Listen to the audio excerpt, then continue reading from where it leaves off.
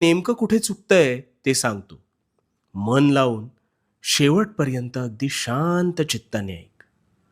तुझी पहिली सगळ्यात मोठी चूक म्हणजे तुला वाटतं आहे, अजून वेळ आहे, उद्यापासून करतो. पण तो उद्या उजाडत नाही. आणि दुसरी चूक म्हणजे हाती घेतलेल्या गोष्टीच्या मुळाशी न जाता अर्धवट ज्ञानाने तू गोष्टी करायला जातोस. बघ, विचार करून बघ, तुझं तुलाच कळेल. अरे नेहमी लक्षात ठेव, भरलेली घागर कधीच आवाज करत नाही. ती स्वतःचा मार्ग काढत संथपणे पुढे जाते. पण तीच घागर जेव्हा अर्धवट भरलेली असते ना, तेव्हा मात्र तिचा आवाज फार अधिक होतो. आता यातून काय शिकलास? आधी पूर्ण ज्ञान मिळवण्यावर लक्ष केंद्रित करायचं. वेळ ही अशी गोष्ट आहे ना, की जी हातातून